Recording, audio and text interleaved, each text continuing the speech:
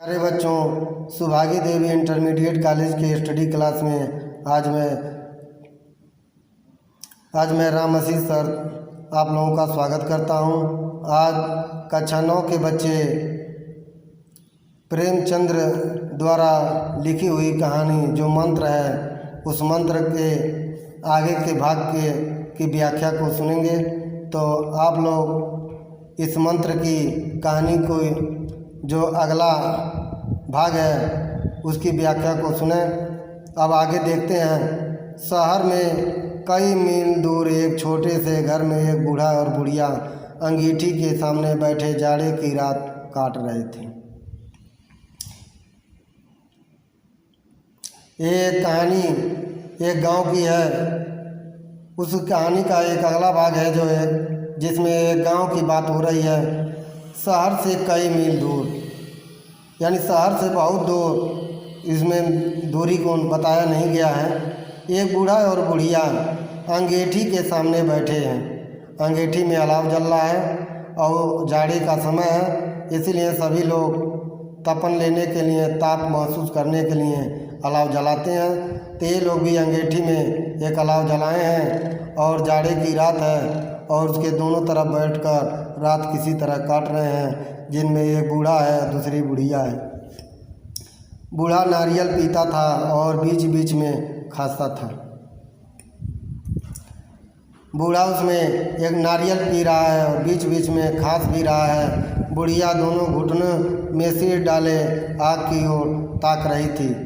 यानी वे लोग ज़मीन पर बैठे हुए थे जो घुटने में सिर डाले अर्थात सिर को झुकाए हुए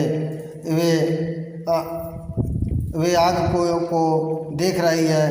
एक मिट्टी के तेल की कुप्पी ताक पर जल रही थी और उसी झोपड़ी में एक ताक बना हुआ है जो रखने का स्थान है। उसमें एक मिट्टी का दीपक जल रहा है। घर में न चारपाई थी न बिछौना। एक किनारे थोड़ी सी पुआल पड़ी थी। इसी कोठरी में एक चूल्हा था।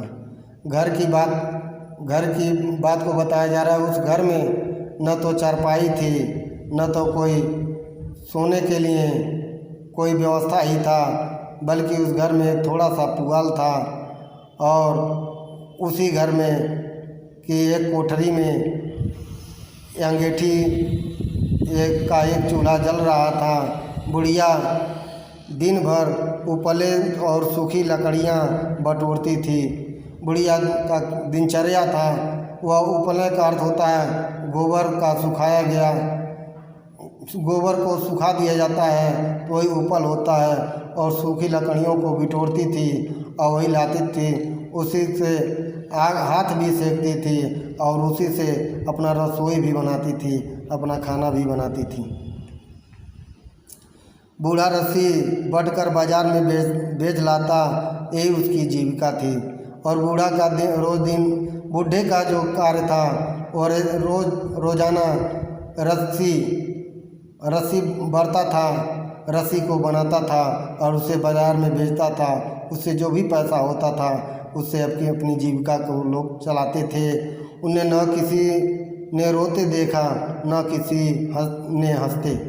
यानी कहने का अर्थ है न तो उसे किसी ने रोते देखा और न हंसते, बल्कि वे एक समान से रहते थे। उनका सारा समय जीवित रहने में कट जाता था। मौत द्वार पर खड़ी थी, रोने या हंसने की कहाँ फुर्सत। यानी कहने का अर्थ दोनों मृत्यु के कगार पर थे। दोनों का अंतिम समय आ गया था, अर्थात लोग जर्जर हो गए थे, बूढ़े हो गए थे। इसलिए उनमें जीवित रहने से न कोई फर्क पड़ता था और न मरने का ही फर्क। इसलिए न रोने का न हंसने का उनको फुर्सत ही नहीं था। बुढ़िया ने पूछा, कल के लिए सन तो है ना? है, नहीं काम क्या करोगे? कर ये कल के लिए सन तो है, नहीं काम क्या करोगे? बुढ़िया पूछी, जे कल के लिए अगर सन नहीं है तो रस्सी कैसे बनाओगे? इसलिए तुम कल क्या काम करोगे? जाकर झगड़ू शाह के 10 सेर सन उधार लाऊंगा।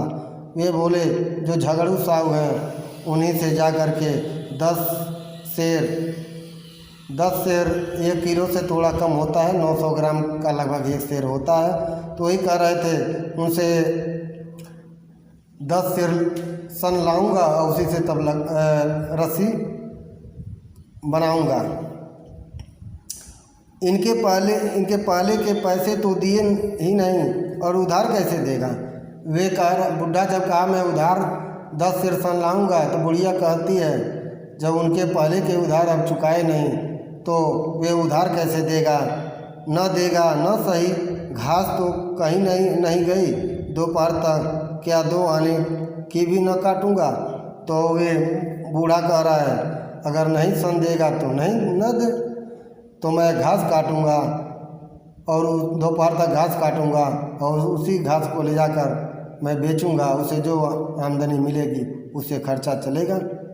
इतने में एक आदमी ने द्वार पर आवाज़ दी। अभी यही बात हो रही थी, तब तक एक आदमी आता है और द्वार पर कहता है भगत भगत क्या सो गए, जरा किवाड़ खोलो।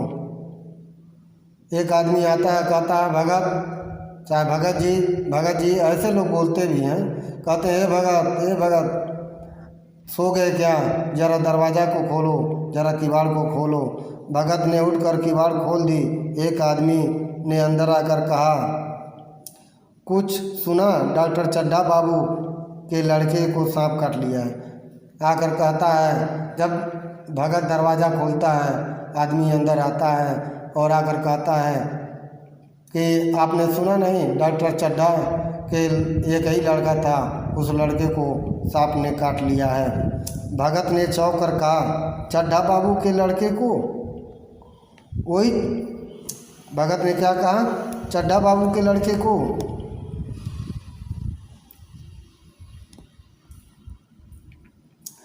लड़कियों को वही चड्ढा बाबू है ना जो छावनी के बगल में रहते हैं। वो पूछ रहा अच्छा वही चड्ढा बाबू जो डॉक्टर हैं, जो छावनी के बगल में रहते हैं, उन्हीं के लड़कियों को काट लिया। और ये बात भगत चौंक कर पूछता है हाँ वही। फिर वह आदमी कहता है हाँ वही, शहर में हल्ला मचा हुआ है, जाते हो तो जाओ आदमी बन जाओगे। एक कह रहा है अगर जाना हो तो जाओ, अगर उसके लड़के को ठीक कर देते हो तो तुम आदमी बन जाओगे। आदमी कहता है हाँ वही, शहर में हल्ला मचा हुआ है, जाते हो तो जाओ आदमी बन जाओगे। वो कहता है कि अगर जाना हो तो जाओ, अगर उसके लड़के को ठीक कर देते हो तो तुम्हें इतना पैसा देंगे कि तुम्हारे पूरा जीवन सुख में व्यतीत होगा। बूढ़े ने कठोर भाव से सिर हिलाकर कहा, बूढ़े ने कठोर होकर सिर हिलाते हुए कहा मैं नहीं जाता, मेरी बला जाए वही चड्ढा है, खूब जानता हूँ। भैया को लेकर उन्हीं के पास गया था, खेलने जा रहे थे, पैरों पर गिर पड़ा कि एक नज़र देख लीजिए, मगर सीधे मुंह से बात तक नहीं की। भगवान बैठे सुन रहे थे। अब जान पड़ेगा कि बेटे का गम कैसा होता है। बूढ़ा कहता है, बूढ़ा ने कठोर भाव से सिर हिलाते हुए कहा कि मैं नहीं जाता, अर्थात मैं नहीं जाऊंगा, वही चड्ढा है, मैं इनको खूब जानता हूँ। मैं अपने 7 साल के पुत्र को लेकर उनके पास गया था, उनके पैरों पर गिरा था, बहुत गिड़गिड़ाया, कहा कि एक नज़र देख लीजिए, मगर वह सीधे मुंह से बात तक नहीं की। भगवान बैठा सब सुन रहा है। अब जान पड़ेगा कि बेटे का गम कैसा होता है। ये बात उस बूढ़े ने कहा। कई लड़के, बूढ़ा कहता है कई लड़के अर्थात ये उस आदमी से प्रश्न करता है कई लड़के थे, तो वह आदमी कहता है नहीं जी यही तो एक लड़का था, सुना है, सबने जवाब दे दिया। वह आदमी कहता नहीं, उसे सिर्फ एक ही लड़का था, ये भी सुना है, जहाँ वो दिखाया है सभी लोगों ने उसे जवाब दे दिया। भगवान बड़ा कारसाज है। उस वक़्त मेरी आंखों में आंसू निकल पड़े थे। पर उन्हें तनिक भी दया न आई थी। मैं तो उनके द्वार पर होता तो भी बात न पूछता। फिर ये कह रहा है कि भगवान बड़ा कारसाज है। कह रहा भगवान बड़ा कारसाज है। आज कल हमारा पड़ा था, आज उसके पर पड़ा है, अर्थात भगवान सबको देखता है। अगर मैं उस वक्त मेरी आंखों से आंसू निकल पड़े थे, इतना रोया, इतना गिड़गिड़ाया, लेकिन वे तनिक भी उस पर दया नहीं आई। अगर मैं उसके द्वार पर होता तो भी पूछने तक नहीं जाता कि तुम्हारे पुत्र को क्या हुआ है क्या नहीं। तो न जाओगे? हमने जो सुना था सो कह दिया। वह आदमी कहता है तुम नहीं जाओगे? मैंने जो सुना वह तुमसे बता दिया। अच्छा किया, कलेजा ठंडा हो गया। बूढ़ा कहता है तुमने बता करके बहुत अच्छा किया, मेरा कलेजा तो ठंडा हो गया, आंखें ठंडी हो गई, लड़का भी ठंडा हो गया होगा, तुम जाओ। कह रहा है मेरी आंखें भी सुन करके यह बात ठंडी हो गई, उनका लड़का भी ठंडा हो गया होगा अर्थात मर गया होगा, अब तुम जा सकते हो। आज चैन की नींद सोऊंगा, बुढ़िया से जरा तम्बाकू दे दे। उसके बाद कह रहा है चैन से सोऊंगा। वह बुढ़िया से कहता है बुढ़िया जरा मुझे तम्बाकू दे दे, एक चिलम और पीऊँगा, और मैं एक चिलम और बनाकर पीऊँगा। अब मालूम होगा लाल को सारी साहिबी निकल जाएगी, हमारा क्या बिगड़ा। लड़के के मर जाने से कुछ राज तो नहीं चला गया, जहाँ 6 बच्चे गए थे वहाँ एक और चला गया। फिर ये बुढ़िया से कह रहा है हमारा क्या है, वे उनकी साहबगिरी सब निकल जाएगी, हमारा क्या है। हमारा तो 6 लड़के जिस तरह गुजर गए वैसे एक लड़का और गुजर गया, लेकिन उनका तो एक ही लड़का है और वो भी उनके हाथ से निकल गया।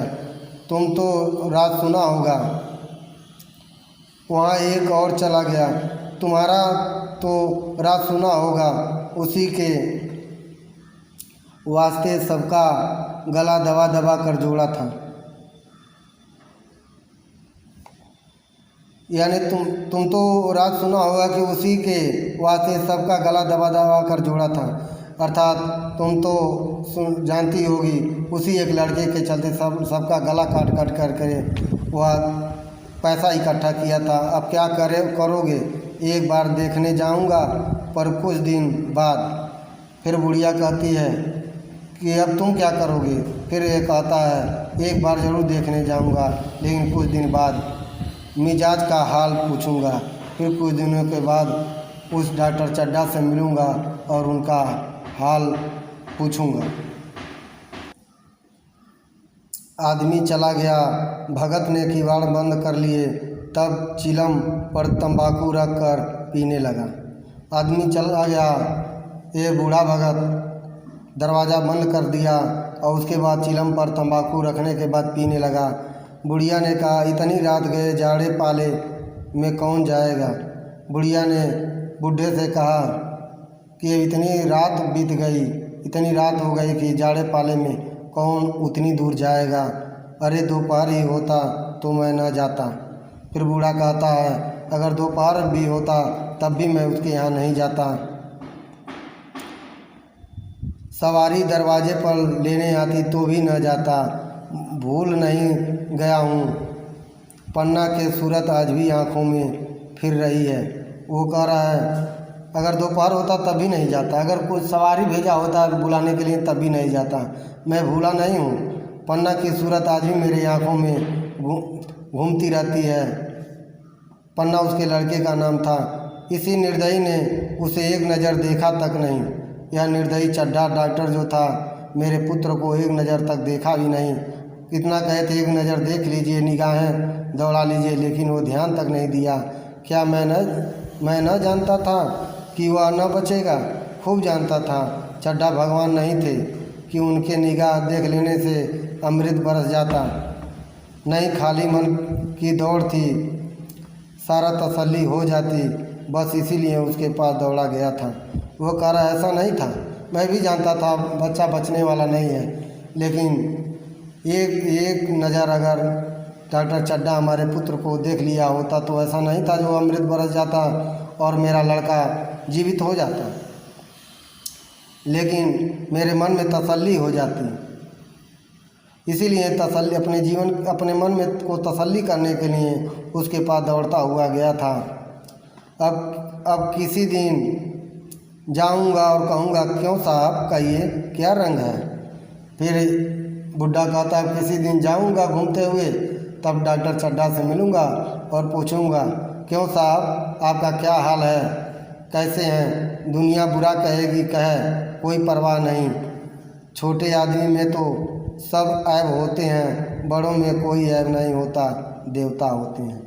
भले ही दुनिया मुझसे कहे कि तुम उन डॉक्टर चड्ढा के लड़के को देखने नहीं गए तो कहती रहे, मुझे दुनिया का परवाह नहीं, क्योंकि छोटे लोगों में तो हमेशा ऐब रहता है, बड़े लोग कितना भी गलत कार्य करें उनमें ऐब नहीं होता। भगवान के लिए जीवन में यह पहला अवसर था कि ऐसा समाचार पाकर वह बैठा रह गया हो। 80 वर्ष के जीवन में ऐसा कभी न हुआ था कि सांप की खबर पाकर वह दौड़ा न गया हो। भगत के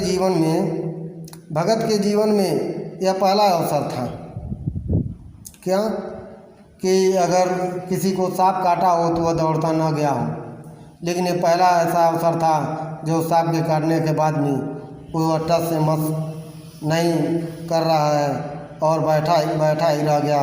वो 80 वर्ष के जीवन में उसके साथ ऐसा नहीं हुआ था।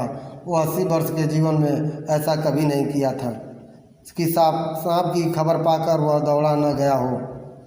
माघ पूस की अंधेरी रात, चैत बैसाख की धूप, लू सावन भादों की चढ़ी हुई नदी और नाले की किसी की उसने कभी परवाह नहीं की।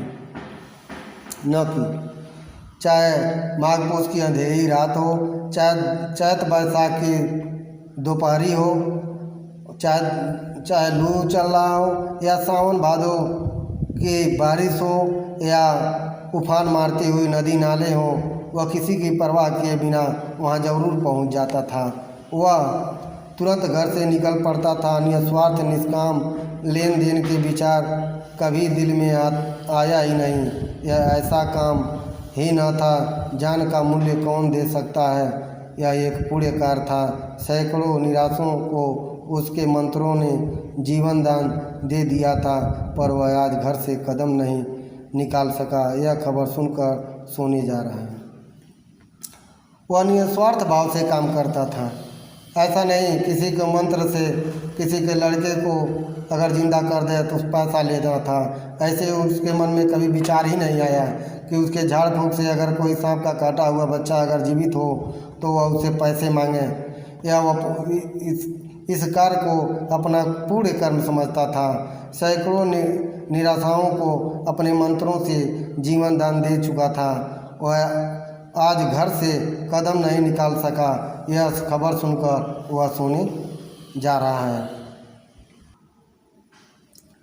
बुढ़िया ने कहा, तम्बाकू अंगीठी के पास रखी हुई है, उसके भी आज 2.5 पैसे हो गए हैं, देती ही न थी। बुढ़िया ने कहा, तम्बाकू अंगीठी के पास रखी हुई है।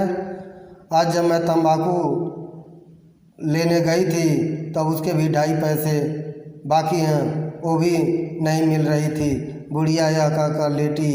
बूढ़े ने कुप्पी बुझाई, कुछ देर खड़ा रहा, फिर बैठ गया। अंत को लेट गया, पर यह खबर उसके हृदय पर बोझ की भांति रखी हुई थी। यह कहकर बुढ़िया लेट गई। बूढ़े ने दीपक की बत्ती को बुझा दी और फिर लेट गया। फिर कुछ देर लेटने के बाद वह बैठ गया, क्योंकि यह खबर उसके हृदय पर बोझ के तरह लग रही थी और अपने को वह संभाल नहीं पा रहा था। और उसका जेहन उसको धिक्कार रही थी। उसे मालूम हो रहा था कि उसकी कोई चीज़ खो गई है। ऐसा उलझन में वो बेचैन था, जैसा लग रहा था कोई प्रिय चीज़ खो गई है, जैसे सारे कपड़े गीले हो गए हैं या पैरों में कीचड़ लगा हुआ है, ऐसा महसूस हो रहा था। कि या तो कोई बस खो गई है या उसके सारे कपड़े गीले हो गए हैं इसलिए वो सो नहीं पा रहा है, या पैरों में कीचड़ लगे हुए हैं इसलिए वह बिस्तर पर पैरों को नहीं रख रहा है। जैसे उसके मन में कोई बैठा हुआ है उसे घर से निकलने के लिए कुरेद रहा है। ऐसा लग रहा है उसका मन, आत्मा कह रही है कि नहीं, तुम्हें घर में नहीं रहना है, तुम डॉक्टर चड्ढा के यहाँ जाओ। ऐसा उसको लग रहा था कि उसका मन उसको हमेशा कचोट रहा था। बुढ़िया जरा देर से खर्राटे लेने लगी। बुढ़िया थोड़े ही समय में खर्राटे लेने लगी, अर्थात वह नींद में सो गई। जैसे उसके मन में कोई बैठा हुआ है। बूढ़े बात करते करते सोते हैं और जरा सा खटका होते ही जागते हैं। तब भगत उठा, अपनी लकड़ी उठा ली और धीरे से किवाड़ खोले। बूढ़े बात करते करते सोते हैं और जरा सा खटका लगते ही वे उठ बैठते हैं। भगत भी उठा और अपनी लकड़ी उठा ली, अर्थात लकड़ी की लाठी जो था डंडा था उसे उठाया और धीरे से किवाड़ को खोला कि बुढ़िया जाग न जाए। बुढ़िया ने पूछा, कहाँ जाते हो? तब बुढ़िया की आवाज़, नींद खुल गई और बुढ़िया ने आवाज़ दी, कहाँ जा रहे हो? कहीं नहीं, देखता हूँ कितनी रात है। बूढ़ा ने कहा, कहीं जा नहीं रहा हूँ, नींद नहीं लग रही है। मैं देख रहा हूँ जे रात कितनी बीत चुकी है, अभी कितनी बाकी है। अभी बहुत रात है, सो जाओ। बुढ़िया कहती है, अभी रात बहुत है, सो जाओ, नींद नहीं आती। बूढ़ा कहता है, मुझे नींद नहीं आ रही है। नींद काहे को आएगी, मन तो चड्ढा के घर पर लगा हुआ है। बुढ़िया कहती है, नींद काहे को आएगी, मन तो चड्ढा के घर पर लगा हुआ है। चड्ढा ने मेरे साथ कौन सी नेकी कर दी है जो वहाँ जाऊँ, वह आकर पैरों पड़े तो भी न जाऊँ। कहता है, चड्ढा ने कौन मेरी नेकी की है, कौन मेरे साथ मेरा सहयोग किया है कि मैं उसके घर जाऊँ। वह आकर पैरों पे पड़े तब भी नहीं जाऊँगा। उठे तो तुम इसी इरादे से हो। फिर बुढ़िया कहती है, तुम बिस्तर पर से उठे इसी इरादे से हो, उसके घर जाने के लिए, लेकिन मैंने टोक दी तो तुम अपनी बातों को बना दिए। अर्थात तुम कह रहे हो मैं बाहर देख रहा था कि रात कितनी है। नहीं री, ऐसा पागल नहीं हूँ कि जो मुझे काटे बोए उसके लिए फूल बोता फिरूँ। फिर बूढ़ा कहता, नहीं पगली, मैं ऐसा नहीं पागल हूँ कि जो मुझे काटे हुए उसको मैं फूल बोऊँ, अर्थात जो मेरा हित न चाहता हो मैं उसके लिए हितैषी बनूँ, ऐसा नहीं करूँगा। बुढ़िया फिर सो गई। भगत ने किवाड़ लगा दी और फिर आकर बैठ गया। फिर बुढ़िया सो गई।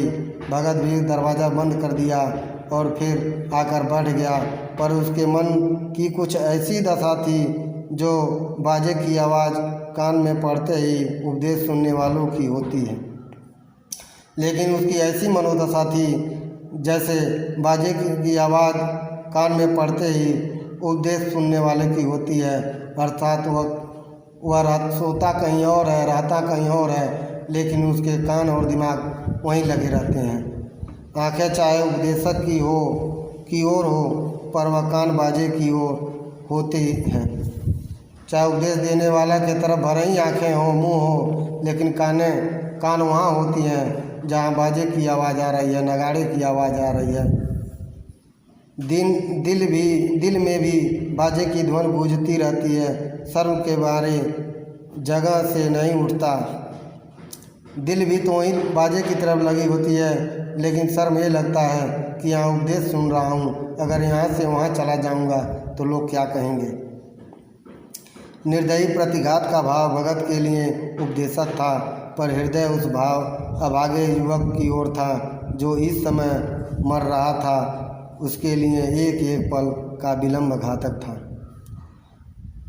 लेकिन भगत निर्दयी प्रतिघाती भगत के लिए उपदेशक था, क्योंकि वह चड्ढा उसके लिए निर्दयता से पेश आया था। लेकिन उसका हृदय उस अभागे युवक की तरफ था कि वह अगर एक एक पल विलंब करेगा तो वह बचेगा नहीं, वह युवक मर सकता है। उसने फिर किवाड़ खोले। इतनी देर से बुढ़िया को खबर न हुई। बाहर निकल आया। उसी वक्त गांव का चौकीदार गश्त लगा रहा था। बोला, कैसे उठे भगत? आज तो बड़ी सर्दी है, कहीं जा रहे हो क्या? बुढ़िया तो सो गई थी, वह उसको खबर तक नहीं लगी। भगत बाहर निकला। उसी वक्त गश्त लगाता हुआ चौकीदार बोला, कैसे उठ गए भगत? आज बहुत सर्दी है, कहीं जा रहे हो क्या? अर्थात कहीं जाने का प्लान है तुम्हारा? भगत ने कहा, नहीं जी, जाऊंगा कहाँ? देखता था कि अभी कितनी रात है, भला कै बजे होंगे? वो कह रहा, नहीं चौकीदार साहब, मैं जाऊंगा कहाँ? मैं तो ये देख रहा था कि अभी रात कितनी बाकी है, कितने बजे होंगे। चौकीदार बोला, 1 बजा होगा, और क्या? अभी थाने से आ रहा था तो डॉक्टर चड्ढा बाबू के बंगले पर भीड़ लगी हुई थी। उनके लड़के का हालत तो तुमने सुना होगा, कीड़े ने छू लिया है, चाहे मर भी गया हो। तुम चले जाओ तो शायद बच जाए। सुना है 10,000 देने को तैयार है। चौकीदार कहता है, अभी मैं थाने से आ रहा था तो डॉक्टर चड्ढा के बंगले से रोने की आवाज़ सुनाई दी। सुना है उसके लड़के की बुरी हालत है, सांप ने काट लिया है। अगर तुम चाहो तो उसे बचा सकते हो। 10,000 देने के लिए भी तैयार हैं। भगत, मैं तो न जाऊं, चाहे वह 10 लाख भी दे। मुझे 10,000 या 10 लाख लेकर करना क्या है? कल मर जाऊंगा, फिर कौन भोगने वाला बैठा है? फिर बूढ़ा कहता है, मैं तो नहीं जाऊंगा, चाहे 10,000 की जगह 10 लाख ही दे दें, क्योंकि उस पैसे को लेकर मैं क्या करूंगा? हम 2 बूढ़े बूढ़ी हैं, फिर कल मर जाएंगे तो उस पैसे को लेकर हम क्या करेंगे?